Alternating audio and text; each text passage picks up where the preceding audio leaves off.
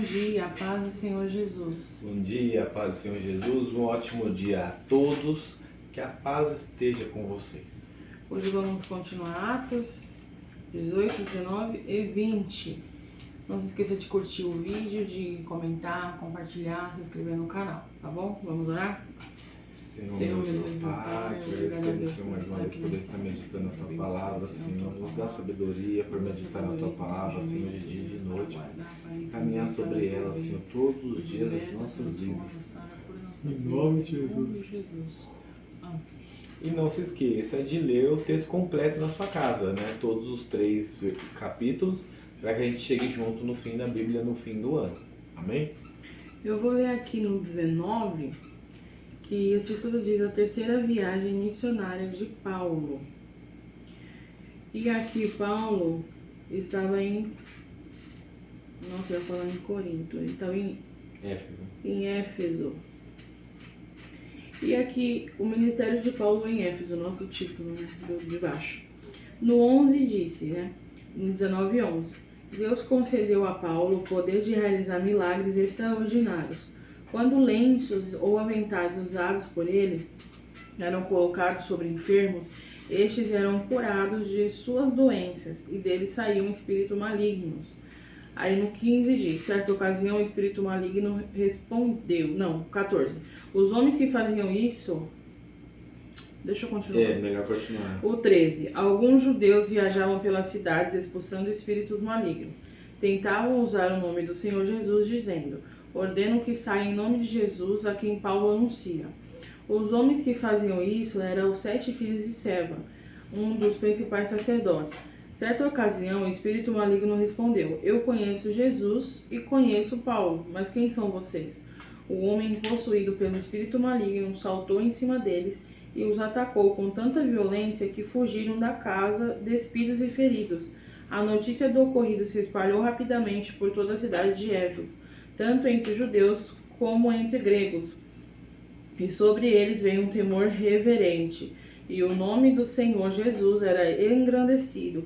Muitos dos que creram confessaram suas obras pecaminosas. Vários deles que haviam praticado feitiçaria trouxeram seus livros de encantamentos e os queimaram publicamente. O valor dos livros totalizaram 50.000 moedas de prata. Assim, a mensagem a respeito do Senhor se espalhou amplamente e teve efeito poderoso. Aqui dá pra gente ver que Paulo ele tinha uma vida realmente com Jesus, né? Uma vida separada, consagrada. Ele realmente era devoto a isso, né? Devoto que se diz? É. Ele era devoto a isso. Porque lá no 20... Não fazia mais nada, né? Só isso. Lá no 20, no 21, ele diz à igreja ali de Éfeso, né? Anunciei uma única mensagem tanto para os judeus como para os gregos. É necessário que se arrependam, se voltem para Deus e tenham fé em nosso Senhor Jesus. Agora, impelido pelo Espírito, vou a Jerusalém. Não sei o que me espera ali, senão que o Espírito Santo me diz, em todas as cidades que tenho pela frente, prisão e sofrimento. Mas a minha vida não vale coisa alguma para mim, a menos que eu a use para completar minha carreira e a missão que me foi confiada pelo Senhor Jesus, dar testemunho das boas novas da graça de Deus. Então aqui a gente já vê que Paulo ele realmente era entregue. Ele era entregue a levar as boas novas. Quando ele teve aquele encontro com Jesus, ele levou aquilo muito a sério. Então ele fez aquilo com verdade, com consagração. Ele tinha uma vida realmente com Jesus Cristo, né? Então não é qualquer pessoa que pode, né, levantar as mãos e expulsar um espírito maligno. Porque isso se estende até hoje, sabia? Esse 17. A notícia do ocorrido se espalhou rapidamente por toda a cidade de Éfeso, tanto entre os judeus como os gregos. E sobre eles veio um temor reverente. E o nome do Senhor Jesus era engrandecido. Isso se estende até hoje. O próprio demônio estava justificando Jesus. Eu bem sei quem é Jesus. Sim. Então ele mesmo está testificando. E isso se estende até hoje, né? Quando uma pessoa fala, vai ali expulsar, vai na casa de ciclano de fulano. E aí a pessoa sempre se pergunta, eu tô na igreja desde quando eu me entendo por gente. Então eu já escutei diversos irmãos falarem isso. Mas você tá em consagração para ir? Mas você tá com a vida no altar para ir expulsar? Você realmente tem a vida com Deus, né? não, mas tem que jejuar, tem que fazer isso, tem que fazer aquilo. Então, não é qualquer pessoa. Paulo, ele tinha uma vida realmente nos caminhos do Senhor. E para ele foi concedido o poder de realizar milagres extraordinários. Quanto que ele passava os lenços e os aventais usados dele, e aí era colocado sobre eles os enfermos, eles eram curados de doenças e ainda saíam espíritos malignos. Então, Paulo, ele tinha uma vida com Deus, Sim. Porque não era qualquer um que fazia isso. É como Pedro, que quando passava a sombra curava. Sim. Né? A presença de Deus espalha, tipo, envolve ele e leva o que está em volta, vai embora junto. Eu não quero engrandecer Paulo aqui, mas Paulo, ele teve uma pequena experiência, ele teve um encontro impactante. Então, eu tava pensando sobre isso agora. Ele teve um encontro impactante, mas vamos comparar a vida de Pedro e Paulo. Pedro, ele andou com Jesus, ele conheceu Jesus de andar mesmo. Agora, Paulo não. Paulo, ele teve um impacto ali muito grande, um encontro com Jesus muito grande.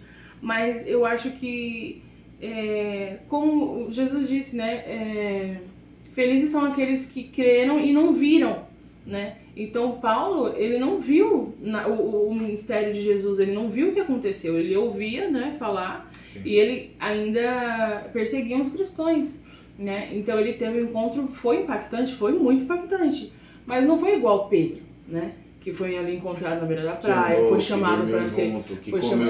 que viu a transfiguração, viu vários milagres, viu várias coisas. Não, Paulo, ele realmente creu só de ouvir falar, né? Então, é muito bonito a história de Paulo, né? Então, e ele tem uma parte que ele fala, né? Sejam meus imitadores como eu sou de Cristo, né? E isso não é se engrandecer, é porque ele sabia quem ele era, ele sabia, que aqui como estava escrito, de que a vida dele nada valia. Então, mas tem um grande mistério aí nessa parte de Paulo. O quê? Porque ele era envolvido na palavra também. Ele era instruído, ele era doutor da lei. Sim. Então ele pegou tudo aquilo que ele conhecia e quando ele teve um encontro com Jesus, ele atribuiu tudo a Jesus. E ele falou, nossa, realmente, o que os profetas falavam tá na mão dele. Então aí que, né, os outros não eram instruídos, eles só viviam na graça. Tanto que Pedro tem que ter 3 experiências de prova para poder provar algo diferente no final.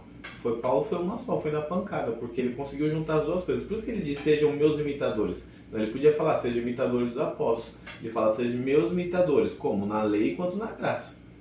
Tanto que ele mesmo fala, crescer no conhecimento e na graça. Sim. Porque é aí que vai fazer as coisas iguais ele fazia. É verdade. Então, nós temos que ser como Cristo, ser como Paulo também, né? E sermos limpos e consagrados e ter uma vida devota a Deus, porque eu acho que isso mudou muito, né? Eu não sei se eu tô errada, mas eu vejo lá atrás uma realidade totalmente diferente do que a gente vive hoje, com certeza, como né? Assim?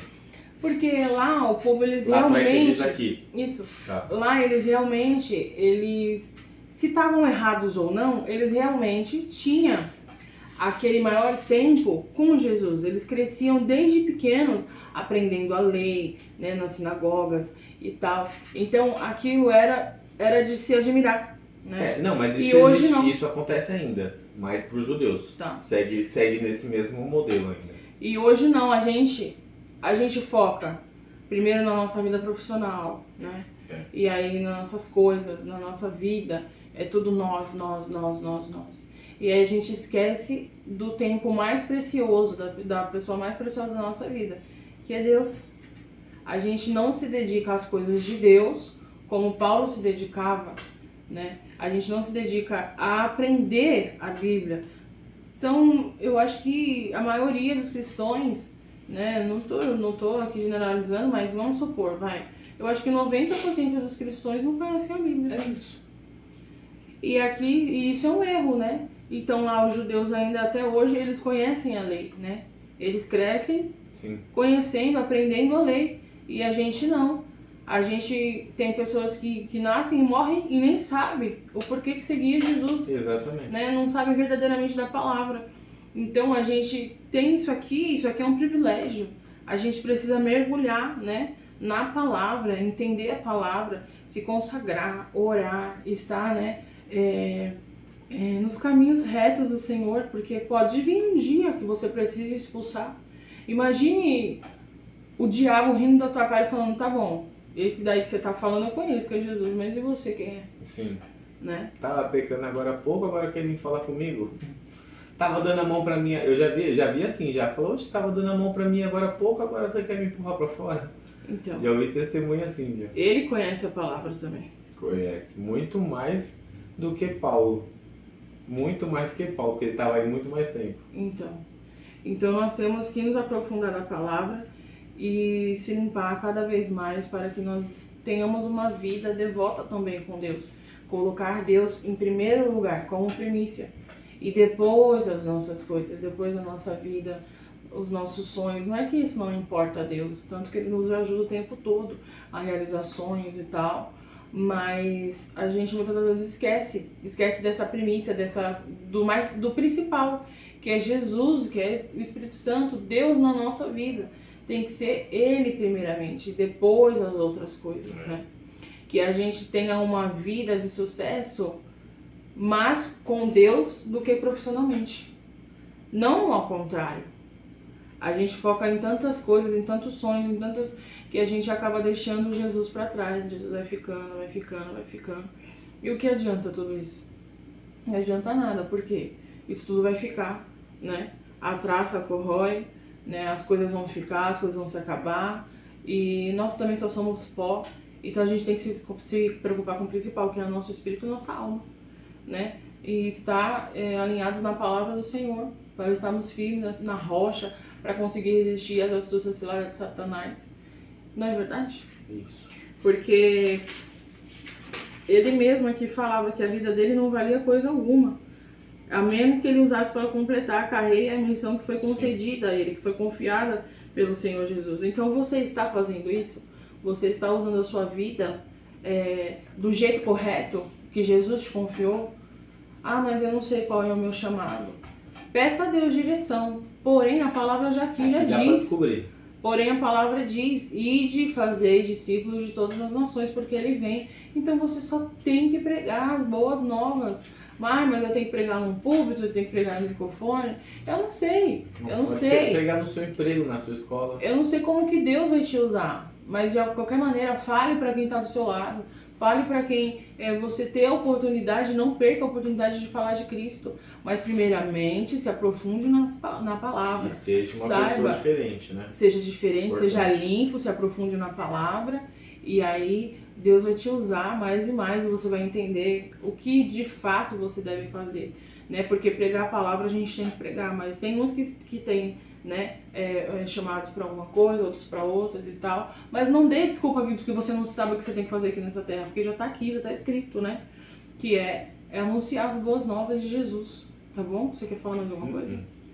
Então é isso, vamos orar? Vamos orar. Senhor, Deus, meu Pai, te agradecemos, Senhor, mais uma vez poder meditar na Tua Palavra, Senhor. Aficiona, Pai, nos nossos corações a Tua Palavra. Senhor, nos dá sabedoria, Senhor, para mastigar todos os dias, Senhor, devocional e andar sobre a Tua Palavra todos os dias da nossa vida. Em todo tempo, Deus, ter devoção a Ti todo o tempo, Pai, em nome de Jesus. Jesus. Amém. Tchau.